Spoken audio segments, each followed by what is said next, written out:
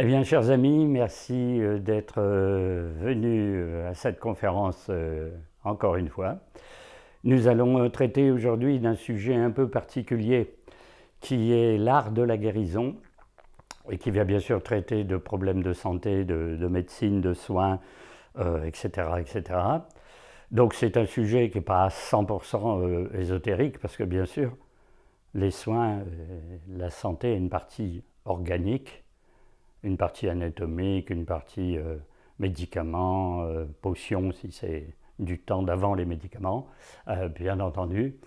Hein, et donc on va quand même traiter une grande partie qu'on peut ranger dans le domaine ésotérique. Hein. Surtout, bien sûr, certaines disciplines d'aujourd'hui et la médecine ancienne, puisqu'on soignait en rapport avec des prières, des incantations, des eaux thermales, et des interventions des divinités, et même, vous allez voir un peu, en étudiant l'astrologie. Hein. Alors, c'est donc un sujet très original. Et il y a une autre originalité, c'est que nous allons faire cette vidéo aujourd'hui en binôme. Voilà, et donc je serai accompagné de Ritama pendant cette conférence, cette vidéo.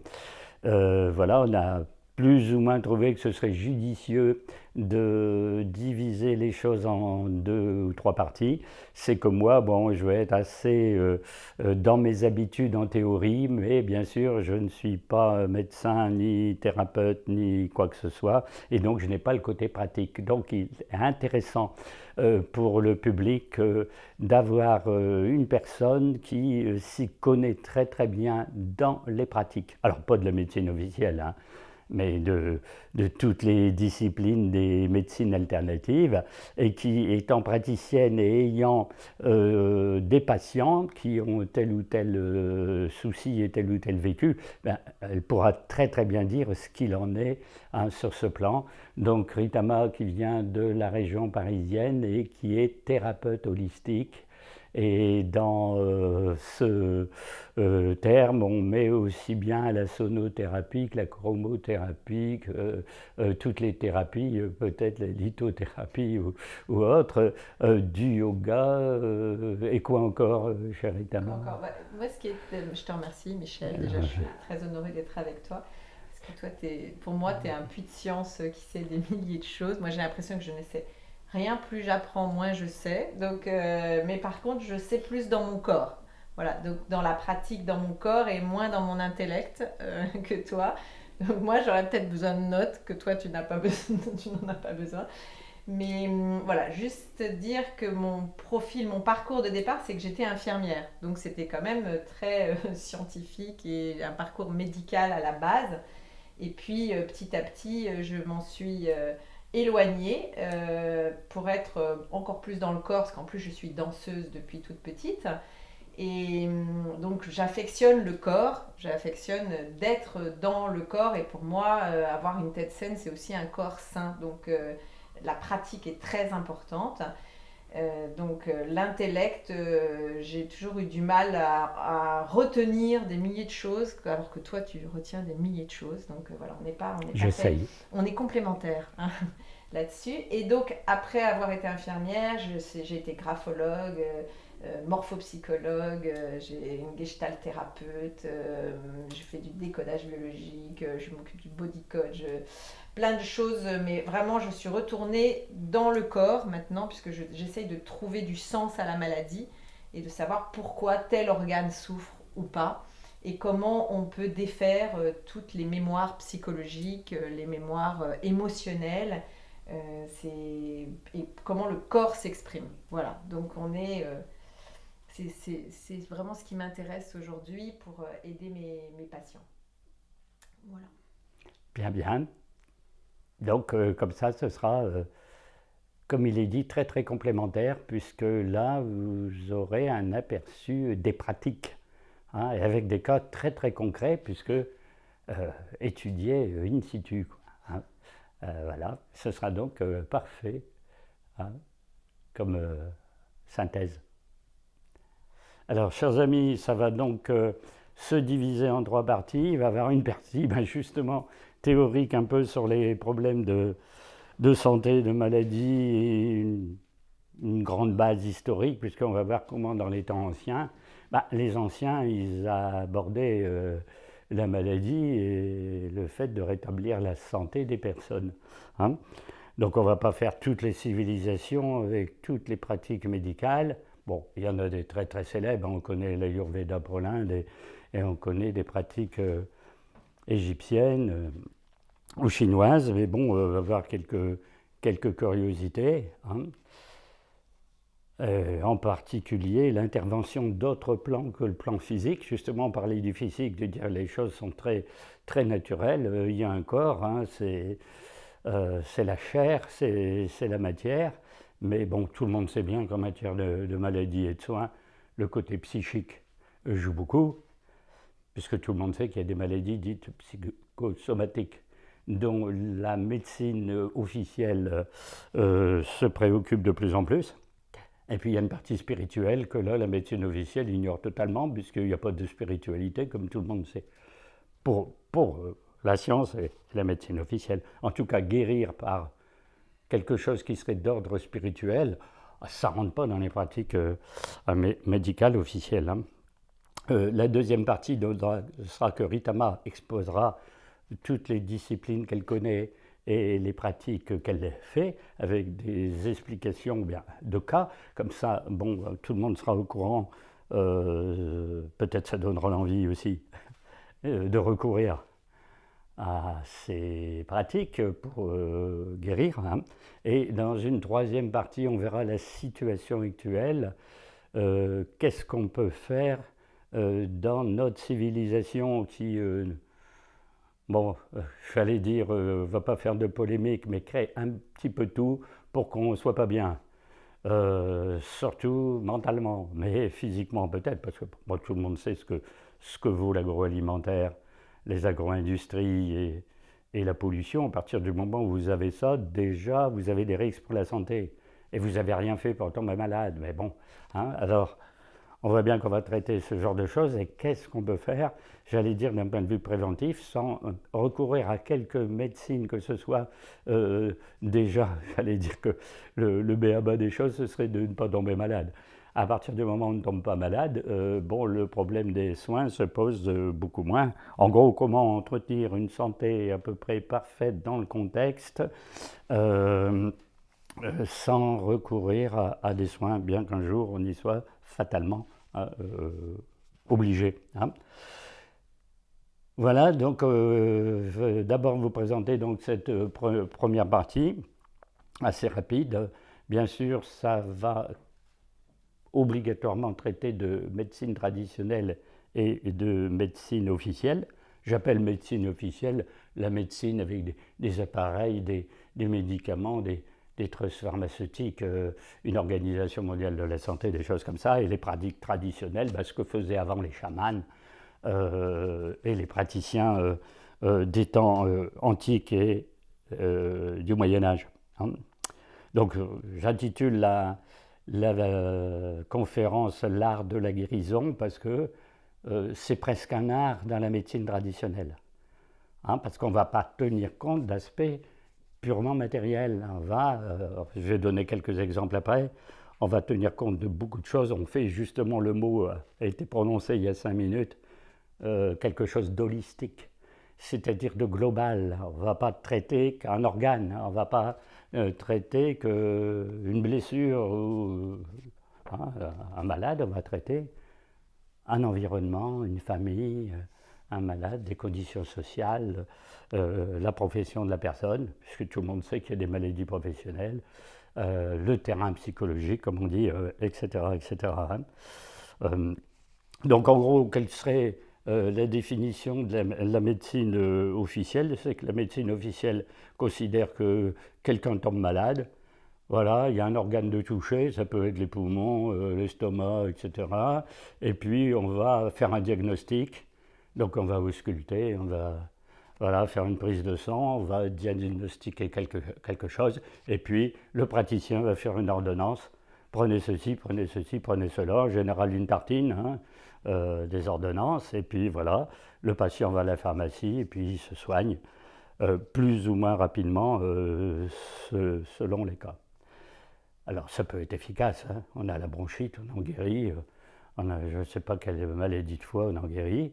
Bon, les cancers, quand ils deviennent généralisés, c'est un peu plus difficile. Alzheimer, c'est un peu plus difficile, bien sûr, hein. Mais bon, il y a un peu cette optique-là des soins. En gros, pour résumer, sans vouloir polémiquer encore une fois, pour la médecine officielle, le malade a un corps et on soigne ce corps.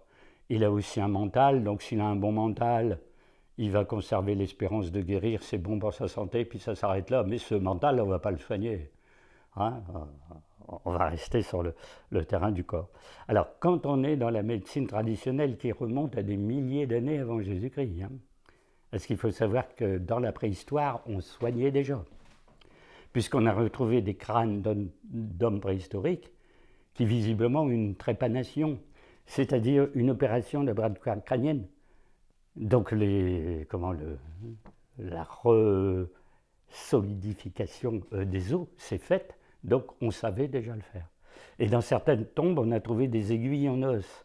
Alors, on a deux sortes d'aiguilles dans les découvertes archéologiques. Vous avez des aiguilles avec un chat, hein, sur une des parties, dans lequel on passe un fil, bon ben, c'est fatalement l'aiguille de couture, mais des aiguilles sans chat.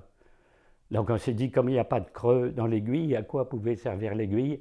Eh bien, quelque chose qui serait une sorte d'acupuncture préhistorique. Bon, ça paraît très très surprenant que ça puisse exister, mais c'est puisque dans l'acupuncture chinoise, on raconte qu'avant qu'il y ait des aiguilles métalliques comme aujourd'hui, il y avait des aiguilles en or ou en argent, mais avant elles étaient en os. Bon, ou en pierre, c'est-à-dire on effilait une toute petite pointe de pierre très très pointue pour planter dans ce qu'on appelle les méridiens. On verra après, donc c'est très très curieux, donc c'est très ancien. Et bien sûr, quelqu'un de très matérialiste, de scientifique d'aujourd'hui, et vous croyez que des trucs comme ça pouvait guérir les gens. Ou la potion machin, ou l'extrait de plante X, ou d'aller prendre l'air sur la montagne. Ben, il faut croire que oui, parce que sinon tout le monde serait mort, hein. C'est-à-dire que bon, pour des maladies très très très graves, on suppose que certains remèdes n'étaient pas trop efficaces, mais jamais personne ne serait guéri d'une maladie s'il n'y avait aucune efficacité du tout. En gros, quelqu'un attraperait une maladie, pas de soins, eh ben on meurt. Or, c'est prouvé que des tas de gens qui ont eu des maladies X, Y, on dit le général machin, voilà, a eu telle ou telle chose, et puis les médecins sont accourus, ou le roi de France machin, il appelle son médecin, puis bah, le roi se remet de sa maladie. Donc, il y a bien une guérison, quelque part, qui était faite. Alors, on dit oui, mais ce n'est pas forcément les soins qu'on donne qui guérissent, c'est l'énergie de la personne, c'est sa constitution, c'est ses cellules, ses défenses immunitaires. Oui, mais d'accord, hein. Mais justement, dans ce cas-là, s'il y a d'autres moyens que le médicament de faire fonctionner cette machine, hein, qui serait l'être humain, hein. Donc vous voyez qu'il y a déjà beaucoup de différences entre les deux types de médecine, hein. Alors, autre différence, c'est très très important, comme je viens de le dire un peu, pour la médecine officielle, l'homme est un corps, le malade a un corps, il tombe malade, il a un organe qui ne fonctionne pas, on voit lequel, etc. Eh bien, dans les temps anciens, pas du tout. Le corps physique, ben, c'est un des corps. On a plusieurs corps. Alors, c'est surprenant, bien entendu, dans le cadre de l'enseignement scientifique d'aujourd'hui, de dire qu'on aurait plusieurs corps. Alors, ce qu'on appelle corps, attention, on devrait dire enveloppe plutôt que corps, parce que corps, on pense à un corps comme le corps physique, mais en gros, je vous passe les détails, hein. Nous aurions donc un corps éthérique, un corps astral, un corps mental, un corps atmique, etc., etc. Donc, en tout, selon les doctrines hindoues, 7 enveloppes, chez les Égyptiens 9, donc 9 enveloppes autour du corps, c'est autour du corps, hein. C'est plus ou moins étendu, hein. On a un corps éthérique, un corps astral, etc. Donc on a déjà une multiplicité de corps et pas seulement un corps de chair. Donc en médecine, on va dire peut-être qu'il y a quelque chose qui vient de ces autres corps, il y a peut-être un dysfonctionnement du corps astral, il y a peut-être un dysfonctionnement du corps mental, etc. Et donc, en gros, on ne peut pas soigner que les organes au sens de l'anatomie. Bon, alors très très curieux hein, comme conception. La médecine officielle ne veut pas en entendre parler. Hein. Si vous allez voir votre chirurgien, vous dites là j'ai un truc, mais ça doit venir de mon corps éthérique. Voilà, il vous prend pour un fou tout de suite. Hein. Alors, si vous avez étudié, bien que nous soyons en Occident, et que ce sont des conceptions orientales, dans l'ésotérisme en Occident, on a parfaitement assimilé ces choses de l'Orient. On emploie, nous, dans nos jargons, le mot karma, qui est indien. Bah, ça vient de l'Inde, mais on l'emploie tous les jours en ésotérisme. Bon, etc. Donc, on va, maintenant les mots sont plus ou moins connus, hein, d'appeler certains centres énergétiques du corps des chakras. Bon, c'est vraiment le terme indien. Hein. Donc c'est des centres énergétiques hein, dans le corps qui relient d'ailleurs tous ces corps dont je viens de vous parler et qui ont un nom particulier en hindi. Hein, vous voyez, Muladhara Chakra, Manipura Chakra, Anahata Chakra, Ajna Chakra, Sahasrara Chakra ici. Hein, c'est des noms, hein, vous voyez là, il y a 7 principaux qui se situent au niveau... attention, ce n'est pas quelque chose de physique, mais ça se situe au niveau d'organes physiques et de ce qu'on appelle les glandes endocrines. Hein. Donc par exemple, le Muladhara Chakra va se situer tout à fait au bas du corps dans notre cuisse, au niveau des parties sexuelles. Le Svadhisthana Chakra au niveau des glandes surrénales, au niveau des reins. Manipura au niveau du nombril, du plexus solaire. Anahata Chakra au niveau du cœur. Vishuddha, il est dans la gorge, au niveau de la glande thyroïde. Ajna, il est entre les deux yeux, ici. Hein. Et la glande pinéale, au sommet de la tête. Sahasrara Chakra. Donc, alors, certains disent qu'il y en a en fait 12, 7 principaux, 5 secondaires, puis d'autres disent qu'il y en a des dizaines et des dizaines, parce qu'il y en a des petits, il y en aurait au niveau des hanches, des genoux, des chevilles, etc. En gros, ce sont des centres d'énergie hein, très puissants dans le corps. Alors vous allez dire pourquoi on ne le sait pas, et comment on sait qu'on a par exemple l'Anahata Chakra qui fonctionne ou pas. Eh bien, c'est qu'il y a une force colossale dans le corps humain, qui est une énergie aussi, énergie vitale, qui s'appelle la Kundalini. Et la Kundalini, en général, on ne s'en sert pas beaucoup. Hein, en gros, Kundalini, ça veut dire serpent de feu. Et donc ce serpent est lové, il est un peu enroulé sur lui-même, hein, en spirale, et au niveau des parties sexuelles, donc en fait, il est tout à fait en bas, au niveau auquel tous les humains de cette planète s'expriment en premier, c'est-à-dire au niveau instinctif, au niveau sexuel, normal pour la reproduction, des relations sexuelles aussi, etc. Et puis après, cette énergie, pour X raisons de développement personnel, mais aussi grâce aux initiations, eh bien, cette énergie monterait à travers les chakras, le long de la colonne vertébrale, donc ça passe au niveau de la colonne vertébrale, hein, et ça va du chakra le plus bas au chakra le plus haut. Quand on atteint la glande pinéale, eh bien, on est quasiment dans un état où on aurait l'illumination. Hein. Et très curieusement, dans des symboles anciens, c'est représenté. L'axe de la Kundalini, c'est une tige, et en gros, sous forme d'une boule ou d'une pomme de pin, on a la glande pinéale. Et on est théoriquement sur le sommet du crâne. Hein, la glande pinéale est une glande qui existe réellement, hein, qui est dans le cerveau, qui a de multiples fonctions. Hein. Alors, cette Kundalini se détriplerait. En gros, il y aura un axe central. Hein. On appelle ça des nadis, encore une fois, dans le jargon hindi. Hein, donc, un axe central et 2 axes latéraux, Inda et Pingala Nadi, représentés en bleu et en rouge ici, et qui font une sorte d'ondulation comme des 8, là, hein, enchevêtrés comme ça. Donc, en gros, 3 axes de montée d'énergie. Alors, il y a certains...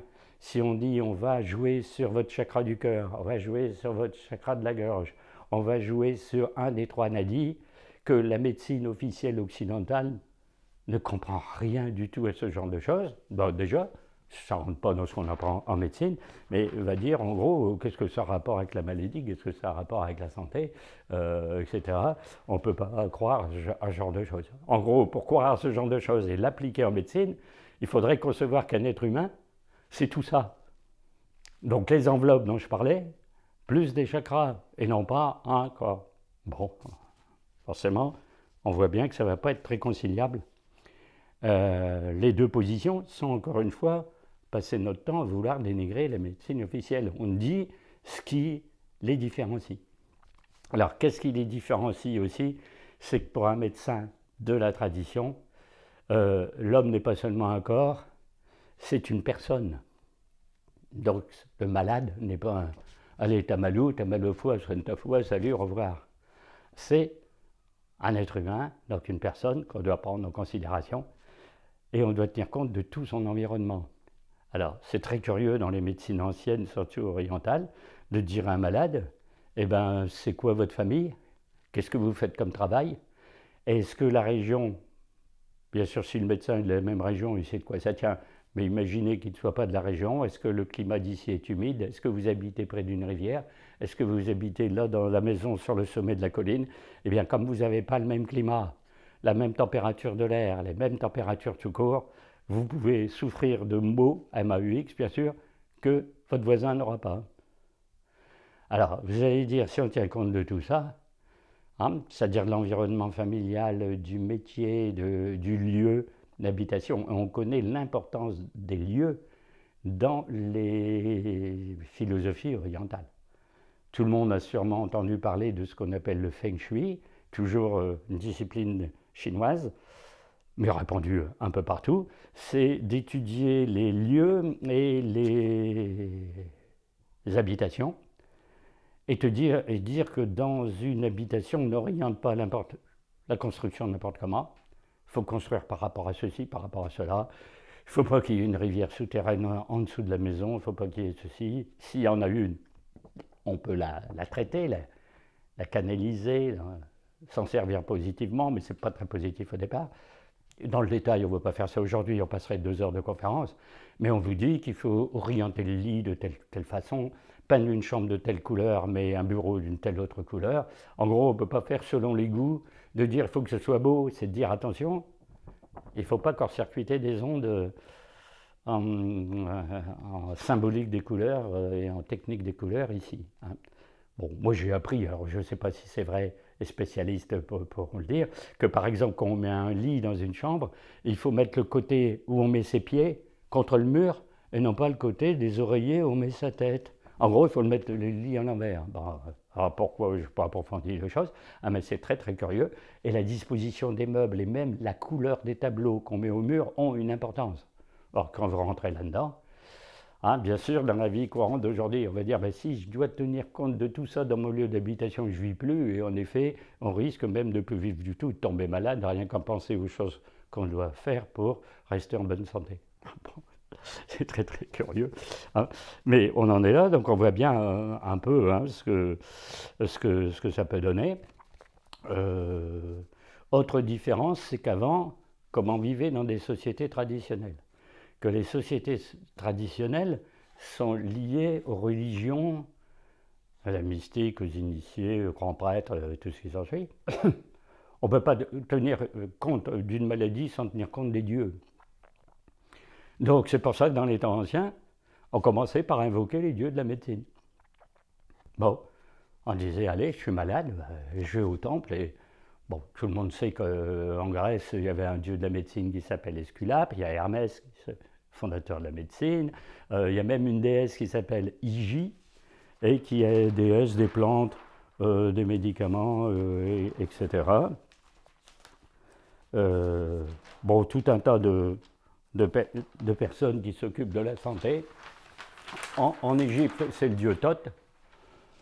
Donc la déesse Hygie, Hygie-E-S, avait pas comme symbole une coupe verte et un serpent enroulé plus ou moins autour comme ça, et tout le monde a remarqué que c'est le symbole de la pharmacie, des pharmaciens aujourd'hui. On dit, alors si vous demandez à un pharmacien pourquoi la coupe, pourquoi le serpent, etc. Donc la déesse Igea ou Hygie a donné naissance au mot hygiène, etc., qui travaillait avec Esculape, dieu de la médecine chez les Romains, Asclépios chez les Grecs, et les Égyptiens, bon, il y a Thoth, la déesse Sekhmet, qui est à la fois destructrice de l'humanité et guérisseuse, c'est-à-dire on partait du principe que un dieu ou une déesse qui avait un pouvoir de création avait en même temps le même pouvoir de destruction. Les deux allaient ensemble, la vie et la mort ne faisant qu'un cycle. Quand on donne l'un, on donne l'autre. C'est-à-dire que la nature crée et à un moment elle doit détruire des choses pour se renouveler. Ça se voit pour le cycle des saisons, etc. Donc c'est les cycles. Doctrine des cycles en ésotérisme, il faut dire il faut qu'un cycle finisse et disparaisse pour qu'un nouveau naisse, mais c'est toujours un enchaînement. Bon, les Égyptiens utilisaient aussi la croix en C, que vous voyez ici, qui est une croix un peu comme la croix chrétienne, mais avec une boucle au lieu de la partie supérieure. Et cette croix en C signifie la croix de vie. Et sur les peintures des tombeaux, vous voyez toujours des tas de personnages et de divinités qui tiennent dans la main la croix de vie. Fameuse déesse Sekhmet dont je parlais tout à l'heure, qui pourrait très bien exterminer l'humanité, eh bien, porte dans la main le symbole de la vie, hein, etc., etc. Donc comme on avait ces croyances et qu'on baignait dans la croyance, parce que dans l'Antiquité, vous aviez des temples pour chaque divinité, quasiment tous les carrefours. Selon ses préférences, on allait dans tel ou tel temple. Alors il faut savoir aussi, c'est très très curieux, dans les civilisations anciennes, chaque temple avait une salle pour des soins. Alors on peut dire, oui, le fidèle, il peut tomber malade, avoir la fièvre, une syncope, il faut bien le soigner. Non, non, c'était des lieux, comme pour nous, des cabinets médicaux, afférents au temple, en référence à la divinité qui s'occupait des lieux. Chez les Romains, cette pièce s'appelait sanatorium. Donc on voit bien hein, que religion, état d'esprit, enfin spiritualité, soins fonctionnaient ensemble. D'où le fait de recourir aux divinités pour soigner. Alors imaginez, quand vous étiez malade dans ces périodes-là, vous alliez à un temple de la déesse machine, et le prêtre qui était censé, prêtre bien sûr, praticien, éduqué dans la médecine, venait vous soigner, commençait par invoquer le dieu en question, et chaque dieu gérait tel ou tel organe. C'est-à-dire pour le foie, on avait telle divinité, pour les chevilles, telle divinité, pour le mal de tête, telle divinité. On commençait par invoquer la divinité et de dire, bon, en gros, fais quelque chose pour ton fidèle serviteur. Après, on faisait tout. Alors, comme à l'époque, il n'y avait pas de stéthoscope, il n'y avait pas de ceci, il n'y avait pas de cela. On prenait le pouls, on palpait certains endroits du corps. Bon, le praticien arrivait à déterminer ce qui ne fonctionnait pas, et quelquefois même en passant les mains, l'organe qui était un petit peu patraque. Bon, c'est un peu curieux. Et après, on faisait toutes les questions dont je parlais tout à l'heure. Tu es qui? Est-ce que tu as une famille? Est-ce que tu as un métier physique, un métier intellectuel, etc. Parce qu'on voit tout de suite aussi quel problème on peut avoir. Hein. Aujourd'hui, on dirait, oh, vous faites tel boulot, qu'est-ce que vous devez être stressé, bien entendu. Bon, vous êtes policier, vous allez attraper 25 pavés sur la tête pendant une manif, forcément que avant même d'aller à la manif, vous êtes stressé. Bon, entre autres, etc., etc. Et puis après, on faisait les soins. Alors les soins, ça pouvait être en Chine de l'acupuncture, ça pouvait être ailleurs en Inde de l'Ayurveda, ça pouvait être à tel endroit des passes magnétiques, etc. Mais aussi, il y avait toute une pharmacopée absolument gigantesque. Ah, les Chinois et les Égyptiens ont laissé des traités avec des potions, des compositions à base de plantes, ça donne le vertige. La médecine officielle d'aujourd'hui reprend, en étudiant certaines plantes, les principes actifs des plantes pour voir que vraiment elles guérissaient quelque chose. C'est-à-dire il y a quelque chose dedans d'antiseptique, d'anti-ceci, d'anti-cela, d'anti-vieillissement, d'anti-tout ce qu'on veut, et puis c'était pas si bête que ça, sauf qu'on se demande comment dans l'Antiquité ils ont bien pu réussir à trouver ces choses-là. Alors peut-être qu'ils ont expérimenté pendant des années, des années et des années des choses avant de trouver les remèdes qui sont bons. Et puis alors ça ferait pousser les hauts cris à des médecins d'aujourd'hui, c'est des méthodes de guérison particulièrement en dehors des normes. Hein. Alors par exemple, quand on avait enfin diagnostiqué la maladie de la personne, on le plongeait dans un sommeil artificiel. Et on s'arrangeait avec des rituels X à déclencher les rêves. Et au réveil, on demandait à la personne de quoi il avait rêvé. Ce qu'il avait rêvé, c'était ce qu'il fallait faire pour qu'il guérisse. C'est-à-dire, en gros, quasiment ce qu'il fallait lui donner comme potion et comme régime. Aller, je sais pas, prendre un bain, respirer l'air frais de la montagne et prendre telle ou telle ou telle ou telle ou telle potion. C'est extraordinaire. Alors, on faisait des choses qui aujourd'hui relèveraient de la science-fiction. C'est surtout les Égyptiens qui faisaient ça. Ils prenaient les statuettes des divinités en question, ils écrivaient une formule de guérison dessus et trempaient la statuette dans l'eau. Et la dissolution faisait que ça contaminait l'eau autour. Quand on recueillait dans un bassin, le malade se trempait dedans et guérissait. Ou, si on n'avait pas de bassin, etc., on mettait dans un gobelet, on donnait à boire ce truc et la personne guérissait. Bon. Alors, l'Égypte était assez réputée pour faire des trucs de ce genre qu'on regardait d'un œil sceptique, même en Grèce ou à Rome, à une certaine époque. Donc on voit bien, on ne va pas multiplier les exemples pour ne pas être des heures et des heures sur ce sujet, mais qu'on concevait la médecine tout à fait différemment, bien entendu, que dans la médecine moderne. Et la médecine moderne répondra, mais comment voulez-vous que les gens guérissent avec des méthodes pareilles? Ben, ils guérissaient. C'est ça le problème. On a des co, un tel, il guérit. Et puis les prêtres du temple de la déesse machine étaient très très réputés à avoir réussi des guérisons. Les patients arrivaient par centaines. Donc,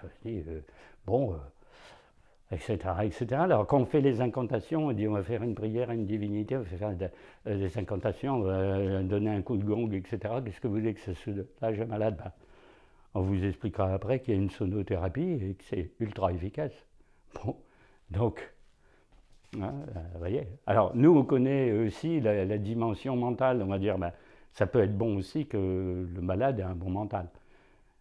C'est-à-dire que si on sait qu'on va guérir, si on est persuadé qu'on est malade, on n'est pas bien, mais c'est sûr et certain qu'on va guérir, on a le meilleur médecin de la ville connu, on a une pratique de vie saine, on a une potion magique, là, on a acheté un produit, on vous dit que l'extrait de plante qu'il y a dedans est sensationnel, on en prend 3 cuillères, on va guérir, mentalement la personne guérit déjà. C'est-à-dire que le moral, il fait beaucoup. Quand on a un cancer généralisé, c'est plus difficile, mais pour les maux courants, alors tout le monde connaît l'effet placebo. Vous savez ce qui s'est passé à une certaine époque, même dans la médecine moderne, de faire l'effet placebo. C'est qu'on dit à un patient qui était très inquiet et pensait quasiment mourir, ben, on va donner un remède miracle, tu prends telle ou telle pilule, c'est tellement fort comme produit que demain tu es sur pied, et puis la personne le prend, et en effet, le lendemain, elle est sur pied. Puis après on lui dit, vous savez, c'est un placebo, c'est-à-dire que il n'y avait pas de principe actif dans la pilule. C'est quasiment comme si vous aviez sucé un bonbon. Et puis la personne guérit. Alors on s'est dit, tiens, c'est efficace. En gros, ça rentre dans le cadre là de ce qu'on appelle l'autosuggestion. On se persuade que grâce à telle chose, si moi on me dit, allez, tu montes là sur la colline et puis tu passes un quart d'heure face au soleil, tu vas guérir. J'y crois dur comme fer, je redescends, je guéris. Alors on a même poussé l'expérience un peu plus loin. On a dit à des gens malades aussi, en administrant un placebo, que c'était vraiment un placebo. C'est-à-dire, au lieu de le cacher à la personne, on dit ce que vous allez prendre, il n'y a pas de conséquences, il n'y a pas de, comment ça s'appelle, vous savez, quand il y a des choses secondaires, il peut y avoir des conséquences aux médicaments que vous prenez, mais là, vous ne risquez rien, vous ne vous inquiétez pas, il n'y a rien dans le médicament. C'est un placebo. Le type le prend, il guérit quand même. Bon, ben, vous dites, bon.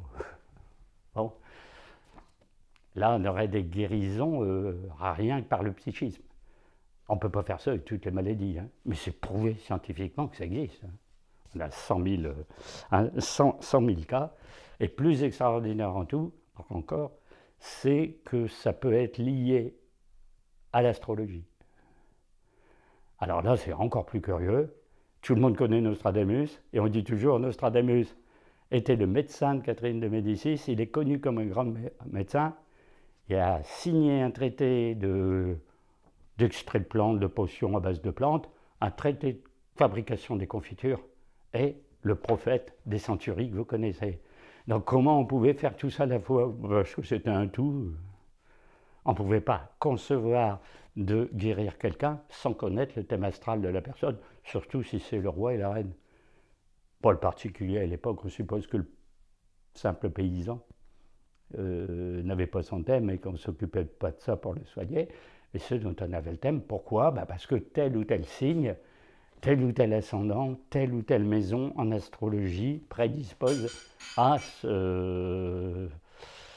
telle ou telle maladie déjà. Selon la planète, ça touche tel organe, parce que chaque planète, chaque signe régisse tel ou tel organe, et on sait si on a un thème particulier, ça touche ces organes-là. Et il y a des maisons, les 4, 6, 8, 12, touchent au problème de maladie et de santé. Hein. Donc en gros, on pourrait, en établissant le thème astral d'une personne, voir quelles sont ses grandes tendances de santé, solide constitution ou pas, maladie des os ou pas, maladie pulmonaire ou pas, selon position des planètes, et après faire les soins en rapport. Hein. Alors comme je pratique un petit peu d'astrologie, il y a une partie dans les cours qui s'appelle astrologie médicale, et en général, on voit toutes ces correspondances. Alors on ne soigne pas, il faut bien le dire, la maladie par l'astrologie. Mais c'est un indicateur, comme le lieu de résidence, comme où est bâtie la maison, comme la présence d'eau dans le parage, comme ceci et cela. Hein. Donc vous voyez un petit peu qu'on a fait le tour de la question de tout ça, que la médecine traditionnelle tient compte de 25 facteurs, 50 facteurs, et la médecine officielle de votre corps. Il n'y a aucune comparaison possible, etc. etc. Hein.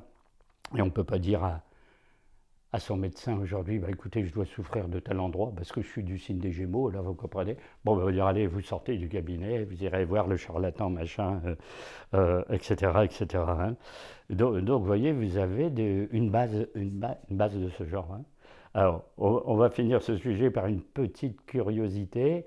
C'est un personnage qui s'appelle Otzi, O-T-Z-I, Otzi, qui a défrayé la chronique il y a une dizaine d'années parce que on a retrouvé cette personne dans les glaciers, dans les montagnes italiennes, à la limite de la frontière avec l'Italie et l'Autriche, je ne sais pas combien de milliers de mètres d'altitude, vêtu comme on pouvait être habillé en 3000 avant Jésus-Christ.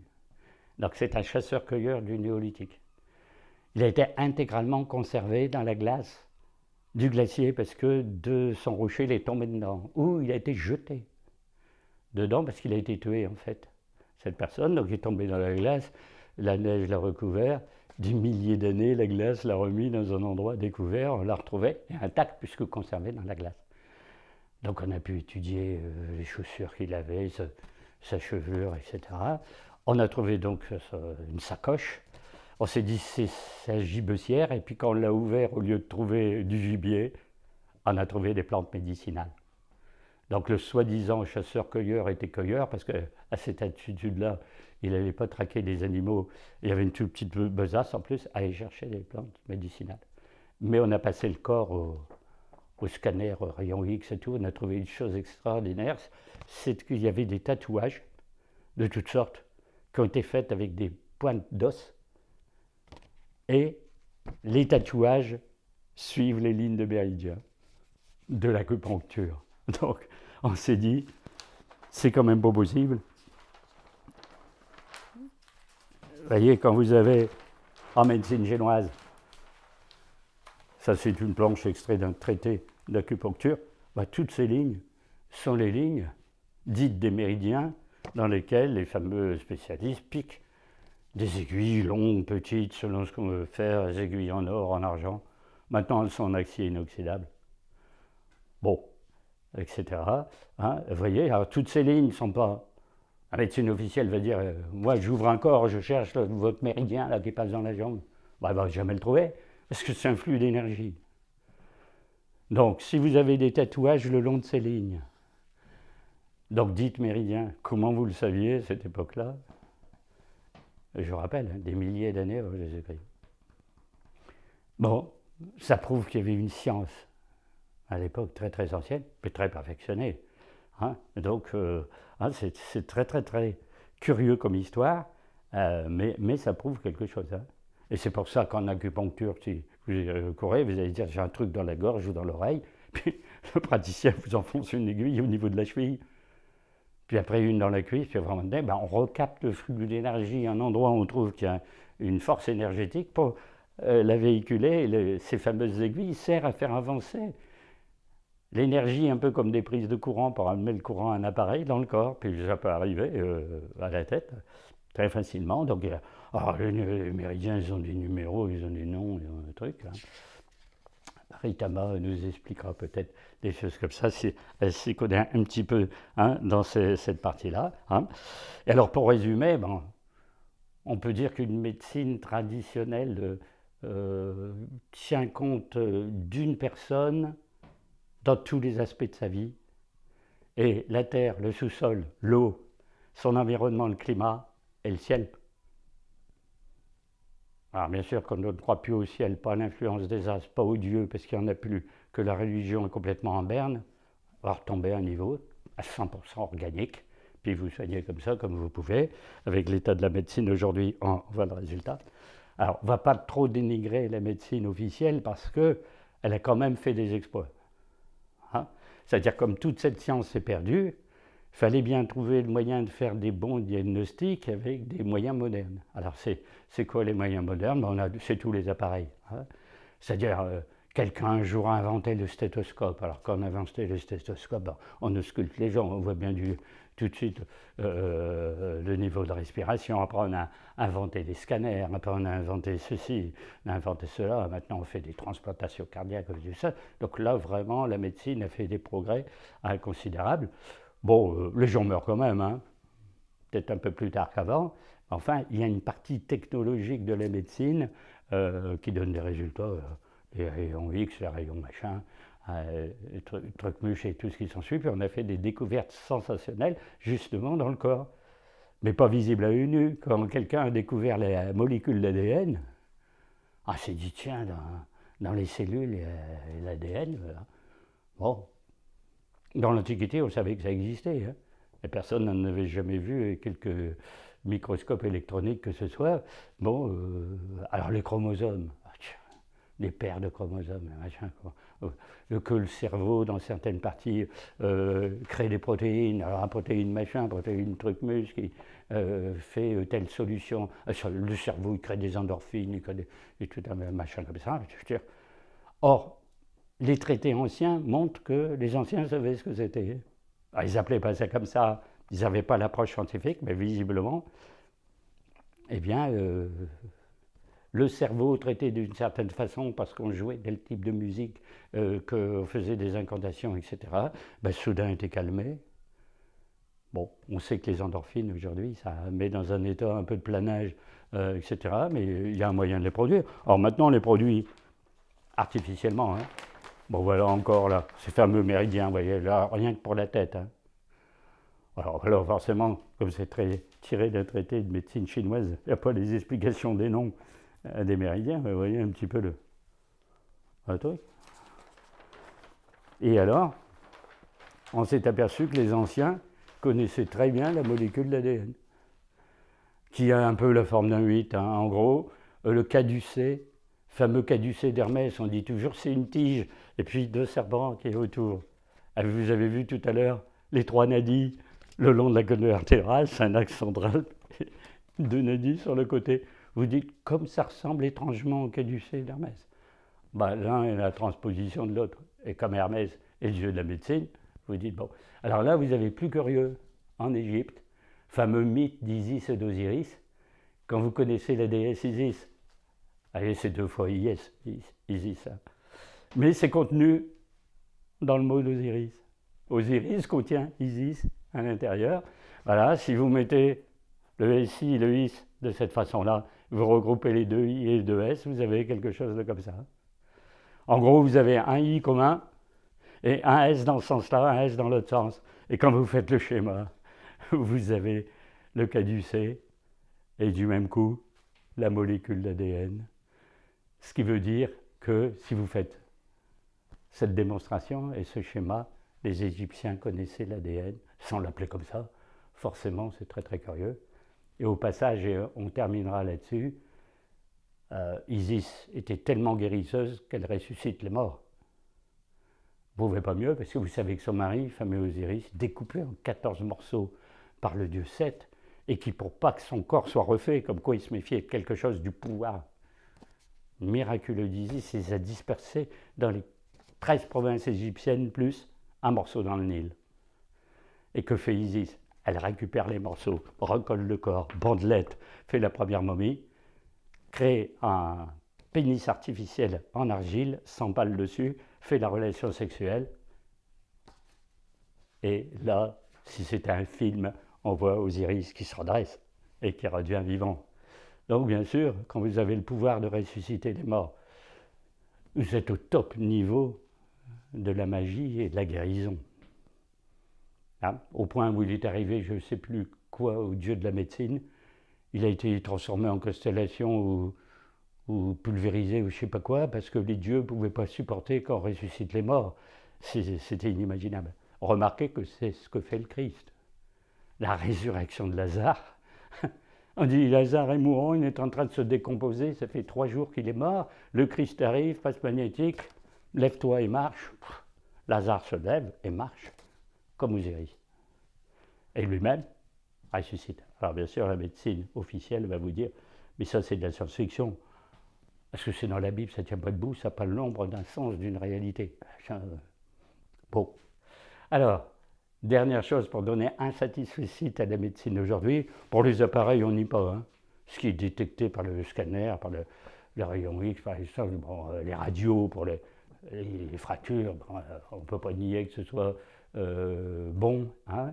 C'est qu'elle commence, curieusement, sans le faire exprès, hein, sans le dire, hein, à s'intéresser au pouvoir des plantes, au pouvoir des sons, au pouvoir des couleurs, et maintenant c'est étudié scientifiquement pour dire oui, il y a vraiment une influence. C'est-à-dire c'est pas innocent, donc on a fait des expériences hein, pour voir comment ça a tourné. On a joué par exemple du Mozart dans une étable, symphonie, je ne sais pas le numéro combien, les vaches produisent 1/3 de lait en plus. Ben on dit au lieu de bourrer de médicaments pour qu'elles produisent plus, ben pourquoi vous ne jouez pas de la symphonie dans les étapes? Pourquoi ils ne le font pas en fait s'ils prouvent que c'est exact et d'autres choses du même genre. Hein.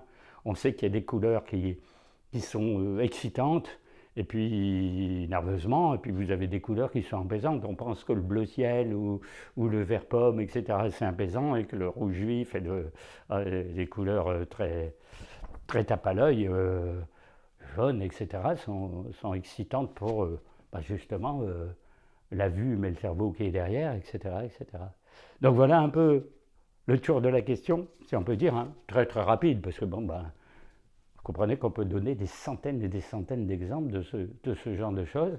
Eh bien, toutes ces disciplines-là dont je viens de vous parler, c'est-à-dire chromothérapie, musicothérapie, sonothérapie, etc., lithothérapie, puisqu'on soigne avec les pierres, on va prendre des pierres qui correspondent à une couleur, parce que vous en avez des bleus, des verts, des rouges, correspondant à un organe du corps, on les pose dessus, etc., pour les praticiens de lithothérapie. Et donc, c'est maintenant que je veux passer la parole à Ritama qui va vous expliquer tout ça en long, en large et en travers. Voilà.